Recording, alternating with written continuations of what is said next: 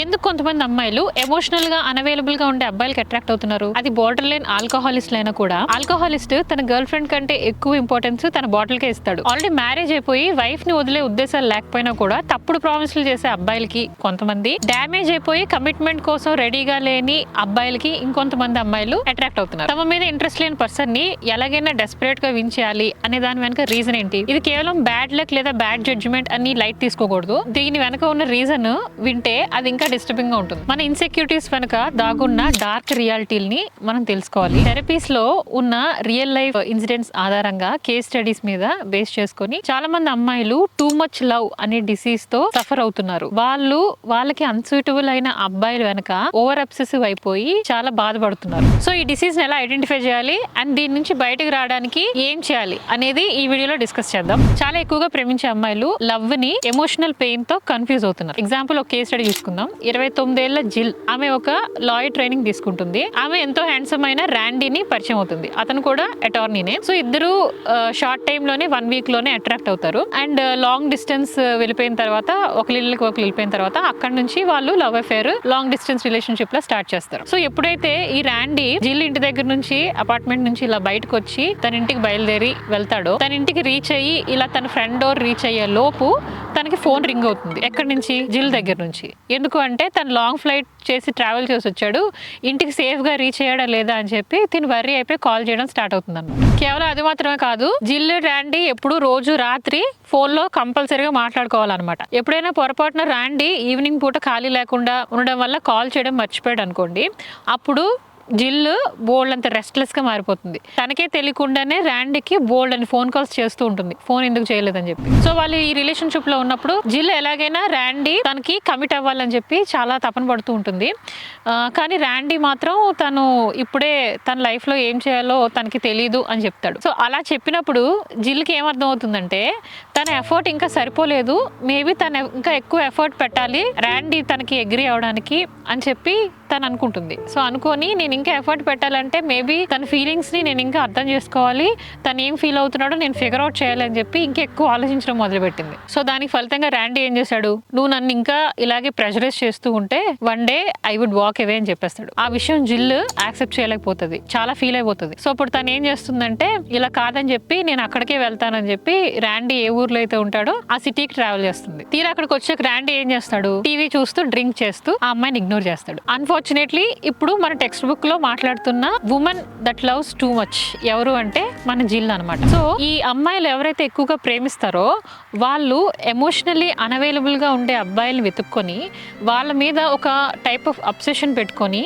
దాన్ని లవ్ అనుకొని తప్పుగా ఊహించుకుంటారు. జిల్ నైట్ టైమ్ ర్యాండీకి కంపల్సరీగా ఫోన్ చేయాలని చెప్పి పెట్టిన ఈ కంపల్సరీ బిహేవియర్ వల్ల ర్యాండీకి కాకుండా జిల్ కూడా మెంటల్ హెల్త్ డిస్టర్బ్ అవుతుంది అనే విషయం గుర్తించలేకపోతుంది. తనకున్న ప్రాబ్లం ఐడెంటిఫై చేయకుండా ఆ అబ్బాయి నన్ను పట్టించుకోవట్లేదు, ఆ అబ్బాయి నన్ను హర్ట్ చేస్తున్నాడు అని చెప్పి చాలా ఎక్కువ బాధపడిపోతుంది. సో ర్యాండీ తను ఇగ్నోర్ చేసినా కూడా అండ్ ర్యాండీకి తనకి ఇప్పుడు లైఫ్ లో ఏం కావాలో తెలియట్లేదు అని చెప్పినా కూడా జిల్ అతన్ని వదలలేక అక్కడే ఉండలేక చాలా బాధలు పడుతూ ఉంటుంది. సో ఇప్పుడు ఈ టెక్స్ట్ బుక్ రాసిన women who loves too much అనే టెక్స్ట్ బుక్ రాసిన ఆథర్ గారు ఒక థెరపిస్ట్ అనమాట. ఆమె దగ్గరికి వచ్చే క్లయింట్స్ లో మెజారిటీ ఆఫ్ క్లయింట్స్ ఈ డిసీజ్ తో బాధపడే ఫీమేల్స్, అంటే women who loves too much అనమాట. సో లవ్ లో పెయిన్ఫుల్ ఫీలింగ్స్ ని కలిపి చూసుకుంటారు. సో లవ్ ఎంత హర్టింగ్ గా ఉంటే, ఎంత పెయిన్ఫుల్ గా ఉంటే అంత జెన్యూన్ లవ్ అని చెప్పి వీళ్ళు ఊహించుకుంటారు. సో ఈ అతిగా ప్రేమించే అమ్మాయిలందరూ కూడా అబ్బాయిల్లో ఒక క్యారెక్టర్ చూసి మేము ఈ అబ్బాయిని ఇష్టపడ్డాం అనుకుంటారు. ఆ క్యారెక్టర్ ఏంటంటే మేబీ అబ్బాయి గుడ్ లుకింగ్ అవ్వచ్చు, ఆ అబ్బాయి హ్యాండ్సమ్ అండ్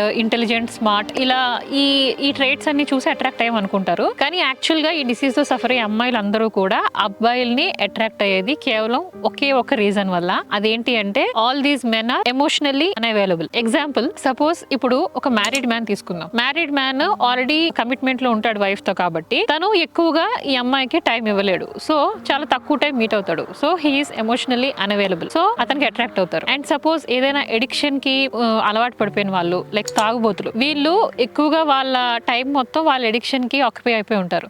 సో వీళ్ళు కూడా గర్ల్ ఫ్రెండ్ కి ఎక్కువ టైం ఇవ్వలేరు. సో ఈ women who love too much అనే వాళ్ళు ఇలాంటి ప్రీ ఆక్యుపై అయిపోయిన ఎడిక్ట్స్ ని, మ్యారీడ్ మెన్ ని, డ్యామేజ్ అయిపోయిన మెన్ ని అట్రాక్ట్ అవుతారు. ఎందుకని ఇలా అమ్మాయిలు వాళ్ళకి ఎమోషనల్ గా అన్అవైలబుల్ గా ఉండే అబ్బాయిలకి ఎక్కువ ఇంట్రెస్ట్ చూపిస్తున్నారు అంటే దానికి రీజన్ ఆ అబ్బాయి కాదు, ఆ అమ్మాయి యొక్క చైల్డ్హుడ్ లోనే ఉంటుంది. ఈ థెరపిస్ట్ ఆమె దగ్గరికి వచ్చిన హండ్రెడ్స్ ఆఫ్ కేస్ స్టడీస్ ని చూసి వాళ్ళ సాడ్ స్టోరీస్ అన్నిటిని విన్నారు. సో ఇలాంటి అమ్మాయిలు ఎక్కువగా చిన్నప్పుడు తండ్రి ప్రేమ సరిగ్గా దొరకలేని వాళ్ళు, ఎఫెక్షన్ అండ్ లవ్ లేని ఎన్వైరన్మెంట్ లో ఎక్కువగా పెరిగిన వాళ్ళు అయి ఉంటారు. చాలా మంది ఈ ప్రాబ్లమ్ తో వచ్చిన వాళ్ళు థెరపిస్ట్ దగ్గరికి వాళ్ళు చెప్పేది ఏంటంటే వాళ్ళు వాళ్ళ లైఫ్ టైమ్ లో వాళ్ళ ఫాదర్ వాళ్ళని ప్రేమిస్తున్నారు అనే విషయం ఒకసారి చెప్పారంట. కొంతమందికి అయితే అసలు అది కూడా చెప్పలేదు. ఒక ఆమె నాకు 18 ఏళ్ళ వయసు ఉన్నప్పుడు మా నాన్న నన్ను ఇష్టపడుతున్నాడు అని చెప్పింది, అది కూడా నేను ఫోర్స్ చేస్తే చెప్పింది అని చెప్పి బాధపడుతుంది. సో పెద్దవాళ్ళు అయ్యాక కూడా ఈ ఆడవాళ్ళు వాళ్ళ తండ్రి మీద అన్రిజాల్వ్డ్ ఫీలింగ్స్ తో ఉండిపోతారు. సో వాళ్ళు ఏం చేస్తారంటే ఆ ప్రాబ్లం వల్ల వీళ్ళు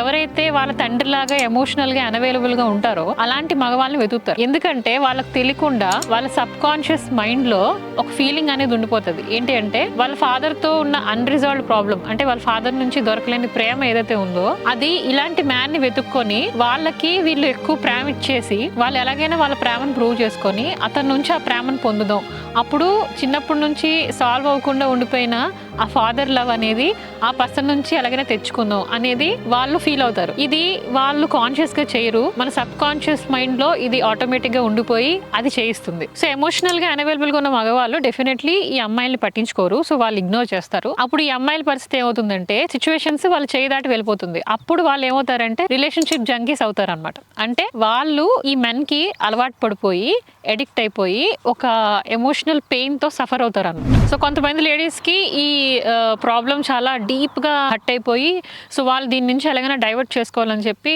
ఫారినర్స్ అయితే డ్రగ్స్ ఆల్కహాల్ కి అలవాటు పడిపోతారు.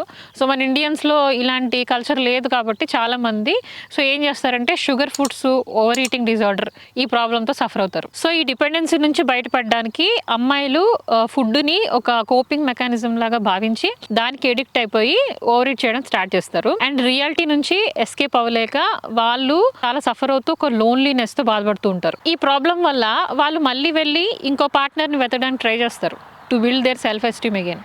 కానీ అన్ఫార్చునేట్లీ అది కూడా ప్రాబ్లమాటిక్. ఎందుకంటే వాళ్ళు ఈసారి కూడా మళ్ళీ ఎమోషనలీ అన్అవైలబుల్గా ఉన్న మ్యాన్నే వెతుక్కుంటారు. సో టూ మచ్ లవ్ అనేది ఒక డిసీజ్ లాంటిది. సో ఇది మనకు తెలియకుండానే మన లైఫ్ని టేక్ ఓవర్ చేసుకొని కంట్రోల్ తీసుకుంటుంది. సో ఎలా దీని నుంచి మనం రికవర్ అవ్వడం అండ్ ఎలా ఆ పర్సన్ నుంచి మనం లెట్ గో అవ్వడం. సో ఈ థెరపిస్ట్ దగ్గరికి వచ్చిన పేషెంట్స్ అందరిలో కల్లా రికవర్ అయిన వాళ్ళందరిలో ఉన్న మోస్ట్ కామన్ థింగ్ ఏంటంటే వీళ్ళందరూ కూడా వాళ్ళ ప్రాబ్లమ్ని చెప్పుకోవడానికి ఎవరి ముందైనా వెళ్ళి హెల్ప్ అడగడానికి వాళ్ళు జంకట్లేదు. ధైర్యంగా వచ్చి వాళ్ళ ప్రాబ్లమ్ ని నోరిప్పి చెప్తున్నారు. సో థెరపీకి వెళ్ళడానికి అందరి దగ్గర డబ్బులు ఉండకపోవచ్చు. సో అలాంటి సిచ్యువేషన్ లో మీరు ఒక సింపుల్ పని చేయొచ్చు. ఏంటి అంటే మీకు చిన్నప్పటి నుంచి ఉన్న చైల్డ్హుడ్ ప్రాబ్లమ్స్ ఏదైతే ఉన్నాయో అదన్నీ ఒక దగ్గర రాసుకొని ఈ ప్రాబ్లమ్ ని అడ్రస్ చేయాలంటే ఏం చేయాలి అని కొన్ని పుస్తకాలు ఉంటాయి. అది మీ దగ్గరలో ఉన్న లైబ్రరీకి వెళ్ళి అలాంటి బుక్స్ ని అడ్రస్ చేసి ఒక బుక్ ని జస్ట్ బారో చేసుకోవచ్చు. ఫర్ ఎగ్జాంపుల్ ఆల్కహాలిక్ పేరెంట్స్ లేదా అబ్యూజివ్ పేరెంట్స్ సఫర్ అయిన చైల్డ్హుడ్ అయితే డెఫినెట్లీ మీకు కౌన్సిలింగ్ అవసరం. ఒక థెరపిస్ట్ని చూసి వెళ్ళి డబ్బులు ఉంటే కానీ మీరు ఫేస్ టు ఫేస్ మీ ప్రాబ్లమ్స్ని వెళ్ళి ఎక్స్ప్లెయిన్ చేయాలి. అండ్ ఫీమేల్స్ డెఫినెట్లీ ఒక ఫీమేల్ కౌన్సిలర్ని వెతుక్కుంటే మంచిది. ఎందుకంటే ఒక ఫీమేల్ ప్రాబ్లం ఇంకో ఫీమేల్కి అర్థమవుతుంది. సొసైటీలో ఇప్పుడు మీరు ఏం సఫర్ అవుతున్నారు అనేది ఆమె అయితేనే చాలా బాగా అర్థం చేసుకోగలరు. ఒకవేళ కానీ లేడీస్ ఎవరైనా ఫిజికల్ అండ్ మెంటల్ అబ్యూస్తో సఫర్ అవుతూ ఉంటే మ్యాన్ వల్ల అది మీరు ఎట్టి పరిస్థితుల్లో భరించకూడదు. వెంటనే వెళ్ళి పోలీస్ స్టేషన్లో కంప్లైంట్ ఇవ్వండి. ఎందుకంటే మీకన్నా ఏ రిలేషన్షిప్ ఇంపార్టెంట్ కాదు. ఎప్పుడు మీ సెల్ఫ్ రెస్పెక్ట్ని ఏ రిలేషన్షిప్ కోసం తక్కువ చేసుకోకండి. మీకు మీరు ప్రయారిటీ ఇచ్చుకోండి. సో ఈ ప్రాబ్లంతో సఫర్ అవుతున్న వాళ్ళు రికవరీ కోసం కంపల్సరీ రావాలి. సో వీళ్ళందరిలో ఈ ఉమెన్ అందరిలో ఒక కామన్ లక్షణం అనేది ఉంటుంది. అదేంటి అంటే వాళ్ళ కోసం వాళ్ళు పట్టించుకోరు. ఎప్పుడు కూడా అవతల మగవాడు ఆర్ మ్యాన్ తనకి ఏం కావాలి, తన నీడ్స్ ఏంటి, తన్ని నేను ఎలా హ్యాపీ చేయగలను 24 hours ఈ థింకింగ్ తోనే ఉంటారు లేదా ఈ ట్రయల్స్ చేస్తారు అనమాట. సో ఈ ప్రాబ్లం నుంచి సీరియస్ గా రికవర్ అవ్వాలంటే మాత్రం first step prioritise yourself. ఇప్పుడు నుంచే ఈ నిమిషం నుంచే సపోర్ట్ గ్రూప్స్, థెరపీ గ్రూప్స్ కి వెళ్ళండి. అలాంటి అపాయింట్మెంట్స్ ఏదైనా ఉంటే అది క్యాన్సిల్ లేదా రీషెడ్యూల్ చేసుకోవద్దు. స్పెషల్లీ ఆ పర్సన్ కోసం అయితే క్యాన్సిల్ అస్సలు చేసుకోవద్దు. మీకు ఆ పర్సన్ తో డిన్నర్ ప్లాన్ ఉండొచ్చు లేదా ఇంకేదైనా సినిమా ప్లాన్ ఉండొచ్చు. సో అది ఉందని చెప్పి మీరు థెరపీకి వెళ్ళడం మాత్రం మానేయొద్దు. మీరు డిన్నర్కి వెళ్ళడం లేదా అతన్ని హ్యాపీగా ఉంచుకోవడం అనేది మీకన్నా ఇంపార్టెంట్ కాదు. కాబట్టి మీరు ఒక ఎమోషనల్లీ అన్అవైలబుల్ మ్యాన్ ని ఎలాగైనా మార్చేసి నేను సక్సీడ్ అవుతాను అనుకుంటే అది ఎప్పటికీ జరగదు. మీరు ఎప్పుడు ఫెయిల్యూర్ గానే ఉంటారు. మీరు పేషెన్స్ తో పర్సిస్టెన్స్ తో ఇక్కడ నుంచి బయటపడడానికి ట్రై చేయాలి. సో దీని పూర్తి రికవరీ మీ సెల్ఫ్ వర్త్ ని ఇంప్రూవ్ చేసి మగవాళ్ళ పట్ల ఒక హెల్దీ థింకింగ్ ఉండేలాగా చేస్తుంది. సో థెరపిస్ట్ ఏం చెప్తున్నారు చేస్తారంటే దీని నుంచి రికవర్ అయిన తర్వాత మీ మీద మీకు సెల్ఫ్ రెస్పెక్ట్ చాలా పెరుగుతుంది అండ్ మీ పర్సనల్ అపియరెన్స్ ని అండ్ మీ క్వాలిటీస్ ని మీరు చాలా అప్రిషియేట్ చేసుకుంటారు. మీకు మీ పట్ల ఫీలింగ్స్ మాత్రమే కాకుండా మగవాళ్ళ పట్ల ఫీలింగ్స్ కూడా చేంజ్ అవుతాయి. అది ఎలా అంటే మీరు ఇంతకు ముందు మగవాళ్ళని చూస్ చేసుకునేటప్పుడు వాళ్ళని ఎమోషనల్ గా చేంజ్ చేద్దాం అని చాలా ట్రై చేస్తారు. వాళ్ళు ఎలాగైనా కమిట్మెంట్ కి అగ్రీ అయ్యేలాగా చూద్దామని ట్రై చేస్తారు. మీరు వన్స్ రికవర్ అయిన తర్వాత అలాంటి ప్రయత్నాలు ఏమి చేయరు. ఇంతకు ముందు మీకు అప్రోప్రియేట్ గా ఉండని మగవాళ్ళని ఎమోషనల్ గా మీకు ఉండని అబ్యూజివ్ ఆల్కహాలిస్ట్ ని చూస్ చేసుకొని వాళ్ళు మిమ్మల్ని ఎక్స్ప్లాయిట్ చేసేలాగా మీరు అలౌ చేసి ఉంటారు. కానీ ఇప్పుడు మీరు కైండ్ గా ఉండే పార్ట్నర్స్ ని స్టేబుల్ గా ఉండే పార్ట్నర్స్ ని వెతుకుతారు. డ్రామా అండ్ క్రేజీనెస్ మీద మీరు పీస్ ని ఎంచుకుంటారు. ఒకప్పుడు ట్రూ లవ్ అనేది రిజెక్షన్, హార్ట్ ఏక్ వీటి మీద డిపెండ్ అయి ఉంటది అని మీరు అనుకుని ఉంటారు. కానీ ఇప్పుడు మాత్రం love between men and women అనేది affection, respect to each other and companionship మీద డిపెండ్ అవుతూ ఉంటుంది అని తెలుసుకుంటారు. జెన్యూన్ లవ్ ని మీరు తెలుసుకుంటారు అండ్ మీ ట్రామాటిక్ పాస్ట్ ని మీ ప్రెసెంట్ లైఫ్ లోకి రానివ్వకుండా చూడండి. మీ పార్ట్నర్ నీడ్స్ కోసం తెలుసుకునే కంటే ముందు మీ నీడ్స్ ఏంటో తెలుసుకోండి. మిమ్మల్ని మీరు ఫస్ట్ అర్థం చేసుకోండి. ఇది చాలా మందికి తెలీదు. అండ్ మెంటల్ హెల్త్ ని మన సొసైటీలో చాలా లైట్ తీసుకుంటారు, అసలు పట్టించుకోరు. కానీ ఇది చాలా చాలా చాలా ఇంపార్టెంట్. దీని వల్ల మనకి హ్యాపీనెస్ కాకుండా మన గోల్స్ ఈజీగా రీచ్ అయ్యే మెంటల్ స్ట్రెంగ్త్ మనకి క్రియేట్ అవుతుంది. సో ఈ వీడియోలో చెప్పిందంతా విన్న తర్వాత దీనికి మీరు రిలేట్ అవుతున్నారు, ఈ క్వాలిటీస్ అన్ని మీకు మ్యాచ్ అవుతున్నాయి అనుకుంటే డెఫినెట్లీ మీరు ఈ ప్రాబ్లమ్ తో సఫర్ అవుతున్నారు, ఈ టూ మచ్ లవ్ అనే డిసీజ్ తో. You need help. మీరు ముందు వెనక ఆలోచించకుండా వెళ్ళి థెరపీకి వెళ్ళండి. ఒకవేళ థెరపీకి వెళ్ళే డబ్బులు లేకపోతే మీ ప్రాబ్లమ్స్ ని నేను చెప్పినట్లుగా ఒక దగ్గర రాసి దానికి రిలేటెడ్ టాపిక్స్ అన్ని సెర్చ్ చేయండి. ఇంటర్నెట్ లో వీడియోస్ ఉంటే చెక్ చేయండి, నాలెడ్జ్ పెంచుకోండి. ఎవరి హెల్ప్ తీసుకోలేకపోతే అట్లీస్ట్ మీ హెల్ప్ మీరైనా చూసుకోండి. అండ్ ఈ వీడియో మీకు రిలేటబుల్ గా అయ్యి ఉంటే మీరు లైక్ చేసి ఇక్కడ కామెంట్ చేయొచ్చు. అండ్ ఎవరికైనా అవసరం ఉన్న వాళ్ళకి ఈ వీడియో షేర్ చేయొచ్చు. అలాగే మన ఛానల్ ఇంకా చాలా వీడియోస్ ఉన్నాయి, అవన్నీ చూడండి. నచ్చితే be happy with Bhavani channel ని సబ్స్క్రైబ్ చేసుకోండి.